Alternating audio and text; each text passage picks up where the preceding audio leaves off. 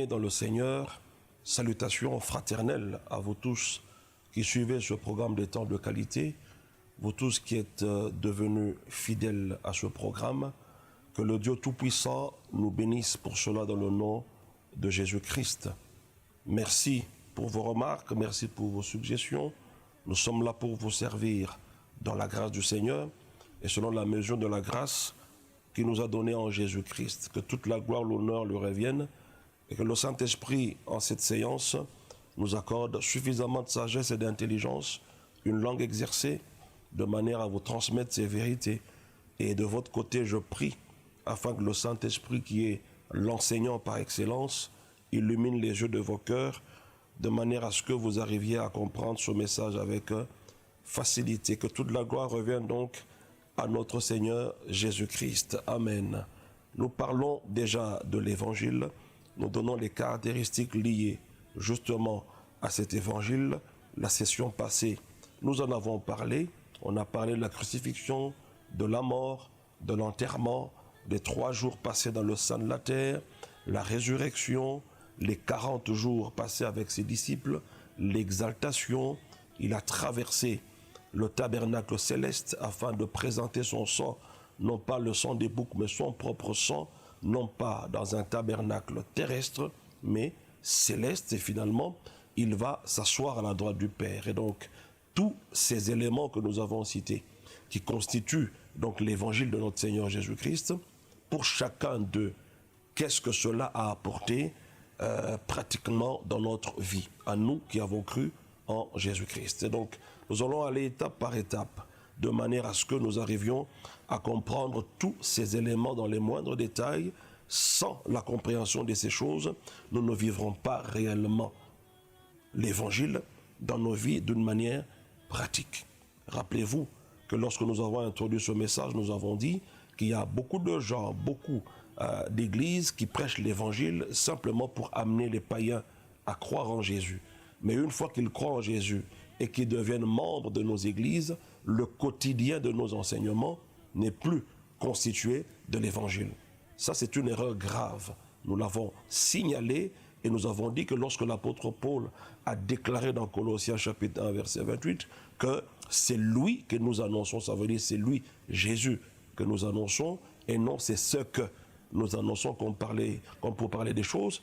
Il parlait en ce moment-là des enseignements qu'il donnait au sein de l'église, justement, de Colosse. Il leur a écrit, parce que l'apôtre Paul ne connaissait pas personnellement l'église de Colosse, il leur a enseigné en écrivant cet épître, de manière à ce que ceux qui sont membres de l'église approfondissent la connaissance de la révélation de l'œuvre que Jésus a accomplie. Selon 1 Pierre chapitre 1, le verset 12, il est écrit que même les anges nous envient, parce qu'ils plongent le regard dans ces choses-là et ils veulent approfondir ces mystères. Donc, on a donné tout un tas d'indices liés à l'évangile et la fois passée, nous avons dit que lorsque le mal est entré sur la terre, au travers d'Adam et Ève, c'est alors que tout ce qui s'appelle péché a commencé à exister. On ne pouvait pas parler de péché, on ne pouvait pas parler non plus de maladie, d'infirmité, de tout ce qui s'appelle mal en général, sans que le péché ne soit entré. Et donc, mes chers frères et sœurs, la solution, la seule et la solution efficace que Dieu nous a donnée, c'est dans Genèse chapitre 3, le verset 15, qui parle de la postérité de la femme qui viendrait écraser la tête du serpent et le serpent va mordre le talon de cette postérité. Alors quand vous étudiez de très près ce passage de Genèse 3, le verset 15, vous retrouvez en son sein toute la doctrine chrétienne enfouie là-dedans. C'est comme un œuf, c'est comme un tout dans lequel il y a toute la doctrine chrétienne. Vous pouvez retrouver dans Genèse 3, 15, la croix, le sang versé, la sanctification, tout un tas de choses liées à notre foi. Alors au fur et à mesure que les jours passaient, vous allez vous rendre compte que Dieu commence à envoyer des prophètes. Il envoie Abraham, il parle d'un peuple qu'il mettrait en place. Ça sous-entend l'Église qui est appelée hors du monde. Et progressivement, les prophètes vont venir successivement prophétiser sur cette grâce qui nous avait été réservée en Jésus-Christ depuis Genèse, chapitre 3, le verset 15. Et donc, au fur et à mesure que le temps passait, c'est comme si cet œuf-là, ce tout-là, commençait à s'ouvrir, étape par étape, jusqu'au temps marqué, et le Christ va venir. Et nous avons vu cela dans Luc, chapitre 2, à partir du verset 8. Et donc, pour aujourd'hui, mes chers frères et sœurs, cet enseignement de l'Évangile est un enseignement qui nous explique clairement de quelle manière la mort de Jésus et sa résurrection, je veux dire, toute l'œuvre de la croix, en commençant par la crucifixion jusqu'à la position assise. Comment est-ce que cette œuvre-là, premièrement, nous a amené la victoire sur Satan et sur ses démons? Comment est-ce que cette œuvre-là a dépouillé Satan et ses démons? De telle manière que nous sommes en face, certes, d'un adversaire, mais un adversaire qui est vaincu, qui est condamné, qui est jugé, condamné, et qui est complètement dépouillé. Un adversaire qui n'a ni puissance, qui n'a ni pouvoir. Mais il opère au travers de la ruse. C'est là que réside sa force. C'est là que réside sa puissance. Donc lorsque vous écoutez et que vous avez la révélation claire de l'évangile de notre Seigneur Jésus-Christ, de l'autre côté, vous devez aussi avoir la révélation de la défaite éternelle du diable, mais vous avez aussi la révélation de notre victoire éternelle sur le diable. Ne pas connaître l'évangile, alors vous n'accéderez jamais d'une manière pratique à votre victoire. Donc la première des choses, il y en a plusieurs, on va citer deux ici, que je pense être les choses principales. Premièrement, nous sommes en face d'un adversaire qui est jugé, qui est condamné. Il est vaincu, n'est-ce pas? Il est dépouillé, il a été livré publiquement en spectacle, il a été triomphé, au moins de la croix. Et donc c'est au travers de la croix que vous comprenez toutes ces choses-là. Quand on parle de la croix, on voit la faiblesse. Mes chers frères, voyez-vous comment le diable a été vaincu? Il a été vaincu par une faiblesse, vaincu par un homme qui pleurait à la croix, vaincu par un homme qu'on crucifiait, un homme incapable de par lui-même de se détacher de la croix, comme on lui disait, si tu es le Messie, eh bien, sauve-toi toi-même et sauve-nous. Remarquez que c'était une faiblesse manifestée. Mais au travers de cette faiblesse-là, vous avez la manifestation de la puissance même de Dieu. C'est à cause de ça, mes chers frères, que les gens ont du mal à croire simplement à la bonne nouvelle et croire qu'au travers de cette bonne nouvelle, ils ont une si haute position en Christ Jésus. Deuxièmement, vous devez comprendre qu'au travers de l'évangile, ce message de la croix, le vieil homme que nous étions est mis à mort, n'est-ce pas? Et que nous avons hérité d'un homme nouveau, créé selon Dieu, dans une justice et une sainteté que produit la vérité. Nous sommes donc devenus de nouvelles créatures au travers de cette œuvre-là. Donc le vieil homme que nous étions, c'est l'homme du péché. Alors nous devons très bien comprendre cela. Comment? Vous devez savoir qu'à la naissance naturelle, nous avons hérité d'un homme naturel qui est l'enfant de ton père et de ta mère. Ok? C'est cet homme-là que nous avons reçu à la naissance naturelle. Mais à la naissance spirituelle, à la nouvelle naissance ou la naissance céleste, c'est ainsi que vous retrouvez dans Jean chapitre 1, le verset 12 à 13, où on nous explique ces deux personnes, ces deux hommes donc, l'homme naturel et l'homme spirituel que nous sommes devenus en Jésus-Christ.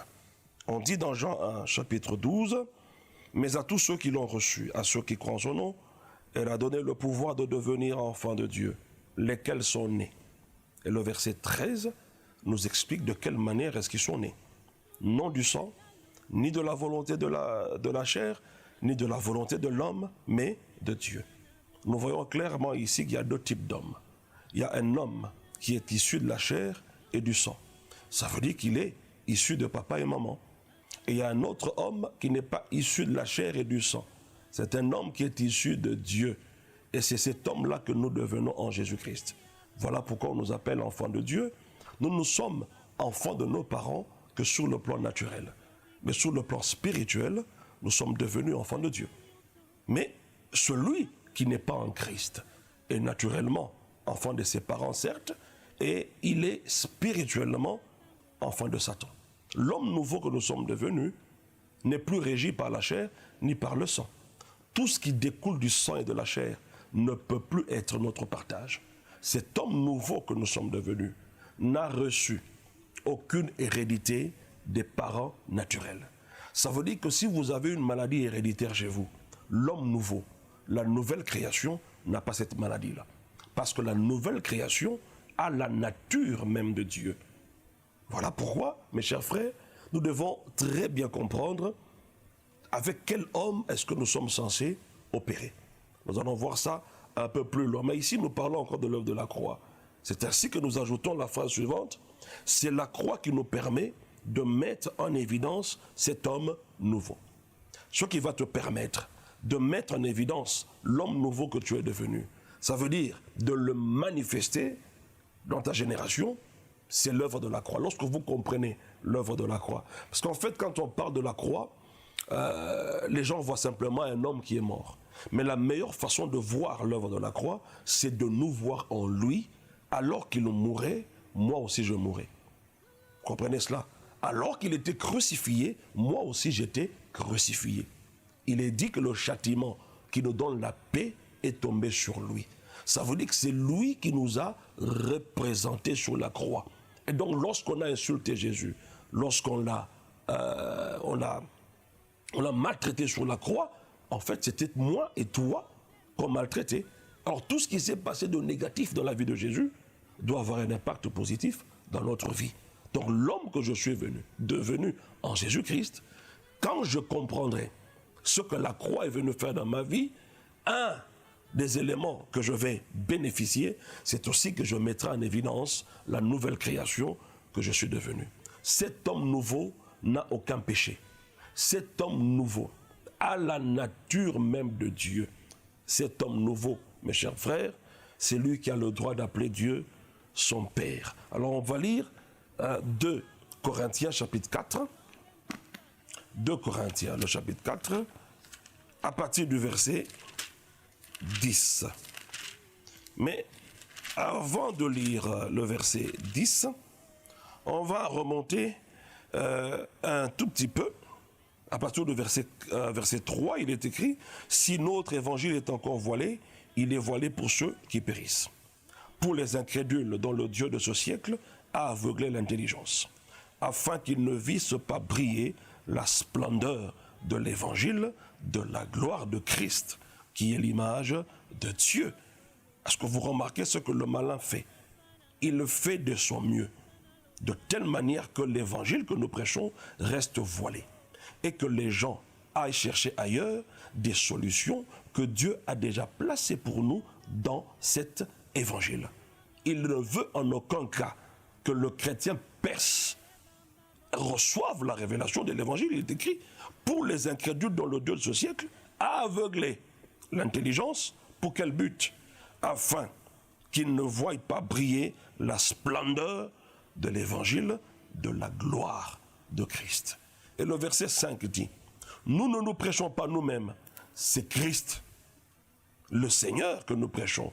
Et nous disons, serviteurs à cause de Jésus-Christ. » Une fois de plus, l'apôtre Paul témoigne ici, qu'il ne prêche pas un homme autre que le Christ, c'est Christ qu'il prêche. Il ne se prêchait pas lui-même, il ne prêche pas non plus les choses. Alors remarquez maintenant le verset 7. Il est écrit, « Nous portons ce trésor dans des vases de terre, afin que cette grande puissance soit attribuée à Dieu et non pas à nous. » Dans cette vase de terre, ça veut dire dans ce corps, il y a la nouvelle création qui est là-dedans. Et c'est dans cette nouvelle création, dans cet homme nouveau, nouvellement créé en Jésus-Christ, que Dieu a placé, n'est-ce pas, la grande puissance de Dieu. La grande puissance de Dieu ne jaillit pas de la chair, mais cela jaillit de la nouvelle création. Cet homme-là qui est né, ni du sang, ni de la chair, c'est en lui que réside cette grande puissance. Alors cet homme est censé se manifester dans la vie pratique. Mais comment va-t-il se manifester? Le verset 10 nous en donne les secrets. Il est écrit, « Portant toujours avec nous dans notre corps la mort de Jésus, afin que la vie de Jésus soit aussi manifestée dans notre corps, portant toujours avec nous la mort de Jésus. Quand on parle de la mort de Jésus, on fait allusion à la croix. C'est à la croix que Jésus est mort. Et on nous dit de nous appliquer cette mort-là de Jésus dans notre corps. Ça veut dire quoi? Ça veut dire que la chair doit céder. Pourquoi? De telle manière que la vie de Jésus, qui est dans notre homme nouveau, la nouvelle création, trouve un moyen de se manifester. C'est clairement écrit ici, portant toujours avec nous. Et donc vous devez comprendre que la crucifixion doit être notre partage au quotidien. Nous devons continuellement avoir dans notre conscience que la chair doit être crucifiée. Il ne faudrait pas que nous marchions par la chair, mais que nous marchions par l'esprit. Nous allons voir ça un peu plus loin, que l'œuvre de la croix nous permet et nous révèle la marche par l'esprit. Ça nous permet d'accéder au ministère spirituel. Mais pour le cas que nous sommes en train d'expliquer ici, nous gardons la mort de Jésus dans notre corps. Ça veut dire que nous acceptons la crucifixion afin que la vie de Jésus qui est à l'intérieur de nous puisse se manifester à l'extérieur. Voyez-vous? Mais si nous ne comprenons pas l'œuvre de la croix, nous gardons en nous ce trésor. Nous avons en nous cette grande puissance. Nous avons tout pleinement en nous au travers de Jésus-Christ. Mais toutes ces choses ne trouvent pas leur application pratique dans nos vies parce que nous n'avons pas compris l'œuvre de la croix. Nous pouvons aussi voir, on va revenir dans 1 Corinthiens, Colossiens, le chapitre 2, il est écrit à partir du verset 9, « Car en lui habite corporellement toute la plénitude de la divinité. Vous avez tout pleinement en lui, qui est le chef de toute domination et de toute autorité. » Remarquez bien le verset 9 et 10, c'est comme s'il y a quelque chose qu'on n'a pas écrit spécifiquement, mais que nous pouvons relever. On dit que ce Jésus-là, en lui, habite pleinement toute la plénitude de la divinité. C'est ce Jésus-là que je peux dire entre le verset 9 et 10 que nous avons reçu. Et comme nous avons reçu celui en qui habite toute la plénitude de la divinité, alors le verset 10 dit quoi? Que vous avez tout pleinement en lui. Vous avez tout, tout, c'est tout. On ne dit pas que vous avez la moitié, vous avez tout pleinement en lui. C'est un fait. Alors, c'est vrai que j'ai tout en moi, j'ai ce trésor en moi, j'ai cette grande puissance en moi. Mais comment cela va-t-il se manifester? Le verset 10 dit, le verset 11 plutôt, « Et c'est en lui que vous avez été circoncis, d'une circoncision que la main n'a pas faite, mais de la circoncision de Christ, qui consiste dans le dépouillement du corps de la chair. » Est-ce que vous remarquez ça? La chair doit céder. La chair doit être crucifiée. Et quand on parle de crucifixion, on fait aussi allusion à la circoncision. Parce que quand on parle de circoncision, il s'agit d'une peau qu'on enlève, n'est-ce pas? Et que l'on jette et le sang va couler. Même la circoncision dans l'Ancienne Alliance était aussi une référence à l'œuvre de la croix. Le sang devait être coulé. Et c'est au travers de cette circoncision que vous étiez considérés, Israël notamment, le peuple de Dieu.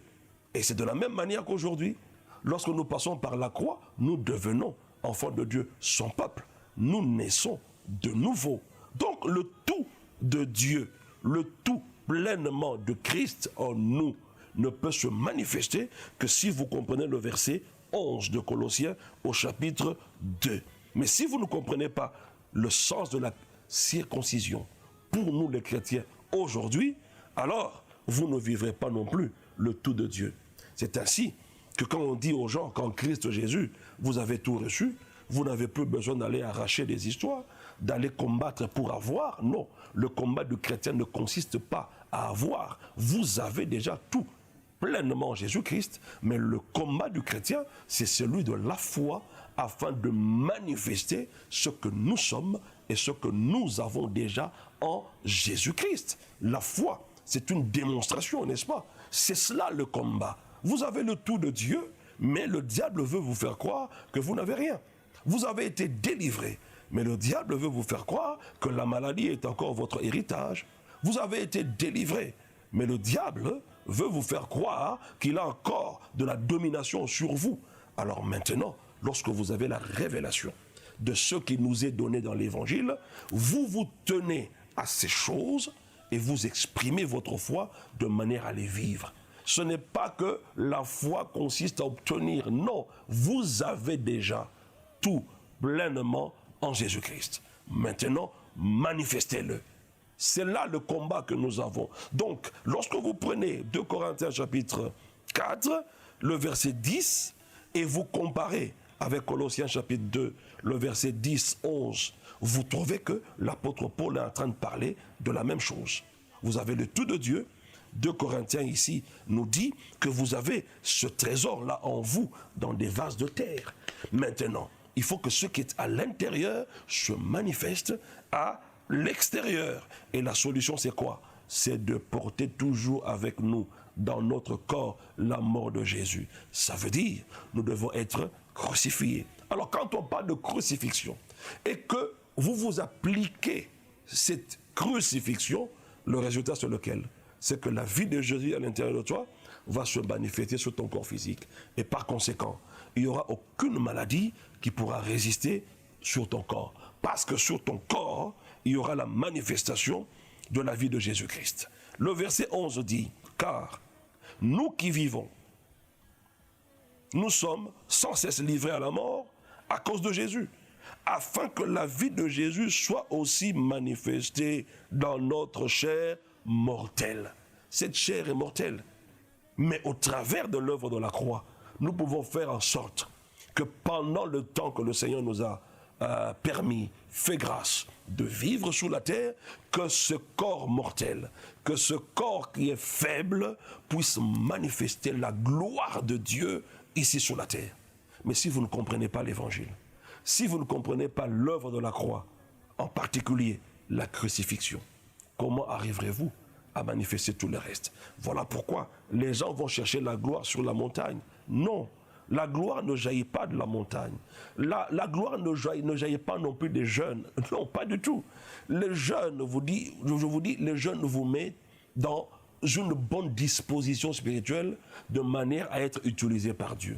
Quand vous jeûnez et quand vous priez, c'est comme une hygiène spirituelle. Ça veut dire que Dieu peut facilement passer par vous afin de réaliser son plan. Parce qu'en ce moment-là, votre chair s'est affaiblie.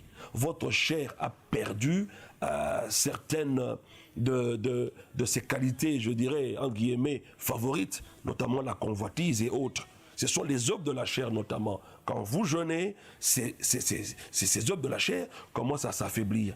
Et donc à ce moment-là, vous donnez de l'ascendance à l'esprit.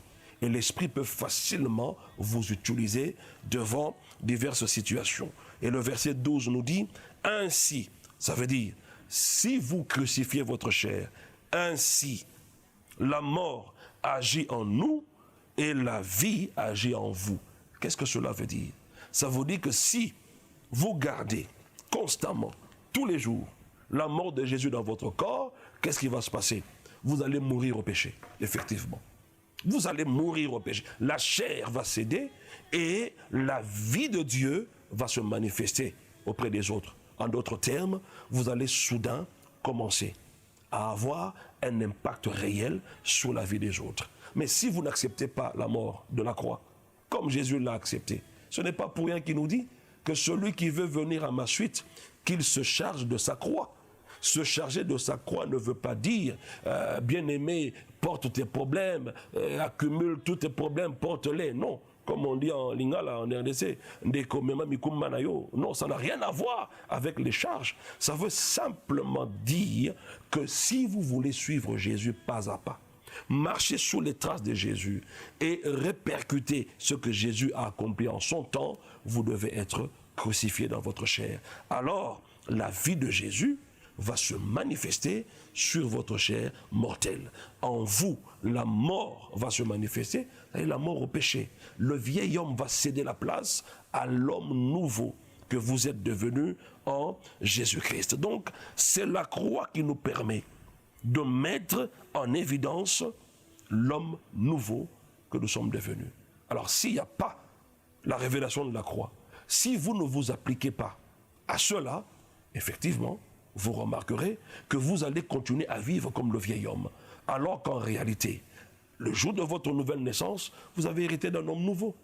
Un homme nouveau qui est censé se manifester dans le temps. Donc votre vie doit être totalement centrée sur la croix, dans votre esprit, dans votre âme et dans votre corps. Il y a des réalités spirituelles liées notamment à votre esprit. Il y a des réalités mentales, des réalités liées à vos sentiments qui font partie de l'œuvre de la croix et des implications physiques. On voit physiquement. Par exemple, lorsqu'on dit que Jésus en son corps, il a porté nos maladies et nos infirmités. Ça veut dire qu'en retour, notre corps aussi doit vivre le temps que le Seigneur lui a imparti sur la terre, vivre la santé divine. C'est une promesse qui est accomplie en Jésus. C'est un fait que nous devons à tout prix vivre dans notre vie. Alors, mes chers frères, alors si nous essayons de récapituler, nous comprenons que cet enseignement de la croix, c'est-à-dire de la crucifixion jusqu'à ce qu'il va aller s'asseoir. Dans cette œuvre, vous avez la révélation de la défaite de Satan, une défaite totale. Il a été dépouillé, il a été triomphé et livré publiquement en spectacle. Dans ce message-là, vous comprenez exactement que vous êtes en face d'un adversaire qui est jugé, qui est condamné, un adversaire qui est déjà vaincu, un adversaire qui n'a ni puissance ni pouvoir. Deuxièmement, le vieil homme que vous étiez, l'homme du péché, a subi la mort. Et donc, vous devez manifester l'homme nouveau. Comment? Au moyen de la croix. Vous pouvez mettre en évidence cet homme nouveau en gardant la mort de Jésus dans notre corps, c'est-à-dire la crucifixion, afin que la vie de Jésus soit d'application. Je prie pour ta vie, dans le nom de Jésus-Christ, afin que ces choses se fassent en leur temps dans ta vie. Que le Seigneur t'accorde la patience, parce que ce ne sont pas des choses qui se réalisent du jour au lendemain. Il faut être discipliné et s'appliquer là-dedans, et finalement, le résultat va se faire voir. Et que cela soit ainsi dans ta vie, au nom de Jésus. Toutes les implications de la croix, dans ton esprit, dans ton âme et dans ton corps, que cela se manifeste ainsi. Je te bénis, toi qui m'as suivi, dans le nom de Jésus-Christ. Nous avons ainsi déclaré et prié. Et ceux qui sont en accord avec moi, nous disons avec foi, Amen et Amen. Que Dieu vous bénisse. On se retrouve prochainement. Tu es merveilleux, laisse-moi te dire, tu es un Dieu puissant, Alpha, Omega.